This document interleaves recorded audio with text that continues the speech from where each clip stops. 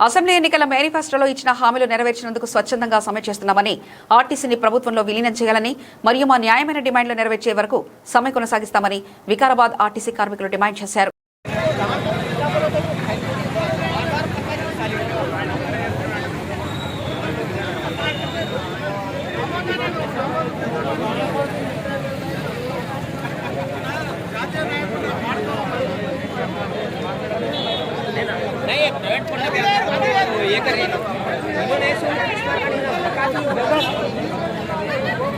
పిలుపు మేరకు మేమందరం స్వచ్ఛందంగా ఈరోజు సమ్మెలో పాల్గొంటున్నాము.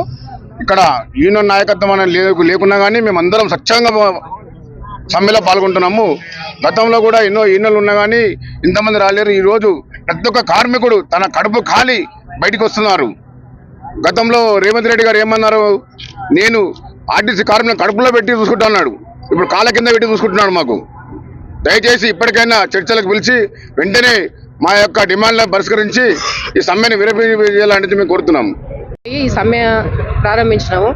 మా గొంతమ్మ కోరికలు ఏం లేవు. మా అన్నగారు ఇందాక చెప్పినట్టు సీఎం గారు వచ్చే ముందు మేనిఫెస్టోలో పెట్టిన అంశాన్ని మాకు రాగానే ఆ సీఎం గారు చేయలేరు కానీ నేను వెంటనే మీ సమస్యలను పరిష్కరిస్తానన్నాడు.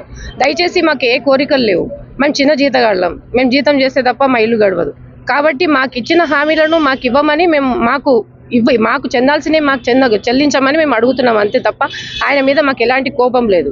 అన్ని మంచి చేస్తున్నాడు. మరి ఆర్టీసీ వరకు వచ్చేసరికి ఇంతగానే ఎందుకు మండి వైఖరి చూపిస్తున్నారో మాకు అర్థం అవ్వట్లేదు. కానీ మేము ఏం ఆశ పెట్టుకున్నామంటే ఆ సీఎం గారు చేయలేరు, ఈయన కొత్తగా నూతనంగా వస్తున్నాడు కాబట్టి నూతనంగా చూస్తామేమో, మా నూతన ఉత్తేజాన్ని మేము పొందగలుగుతామేమో అనుకున్నాం. కానీ మేము చాలా సఫర్ అయిపోతున్నాము. దయచేసి మీరు ఇచ్చిన హామీలను మాకు చెల్లించి మేము మళ్ళా ఎట్లా అంటే అబ్బా ఆ సీఎం కంటే ఈ సీఎం బెటర్ అంటే ఆయనతో నేను తక్కువ పోల్చట్లేదు, ఆయన ఎక్కువ పోల్చట్లేదు. కానీ మాకు ఇచ్చిన హామీలు మీరు నెరవేరిస్తే అంతే చాలు. మేము అందరం జేఏసీగా వాళ్ళు హామీలు నెరవేర్చే వరకు మేము జేఏసీగా మాకు ఏ యూనియన్ లేదు, ఇప్పుడు ఏమీ లేదు మాకు సపోర్ట్ చేయడానికి. పై అధికారులు కూడా మేము పైన ఎదిగినే ఉన్నారు కానీ మేము భయపడట్లేదు. పోతుంది ఉంటే ఉంటుంది అంతే. కూలి వేసుకొని బతకడం బెటర్ అనిపిస్తుంది డ్యూటీ చేసే కంటే. మేము సాయంత్రం పోతే పండుకుంటే మళ్ళీ తెల్లారే వరకు బస్తాం, మేలుకో కూడా వస్తలేదు. అంత కఠినమైన డ్యూటీలు చేస్తున్నాం. దానికి మాకు ప్రతిఫలంగా ఏదన్నా మేము అడిగింది మీరు చెప్పిందే మేము ఏమని చెప్తున్నాం. దానికి మీరు వెనకంజ ఎందుకు వేస్తున్నారో మాకు అర్థం లేదు.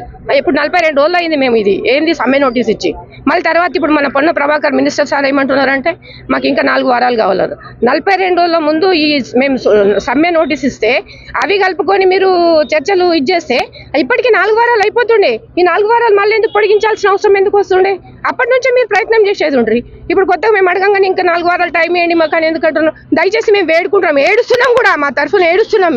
మేము ఎంత సఫర్ అయిపోతున్నాం అంటే అంత సఫర్ అయిపోతున్నాం. 10th బేసిక్ లేవు సార్ మాకు. మేము కూడా పీజీలు డిగ్రీలు చేసినాము కానీ మాకు వేరే ప్రసక్తి లేక వేరే ఇది లేక మేము ఈ కొలువులోకి వస్తున్నాం. మేము తక్కువ చదువులు చదివి వీళ్ళకి ఏదో తక్కువ వాళ్ళు ఉన్నారు, తక్కువ జీతగాళ్ళు, వీళ్ళకి సరిపోతుందిలే 10వ తరగతి మీరు ఇంతకంటే ఎక్కువ బేసిక్ ఇస్తారా అని చెప్పేసి ప్రయాణికులు కూడా చిన్న చూపు చూస్తే దాన్ని కూడా మేము సహించుకొని పోతున్నాం.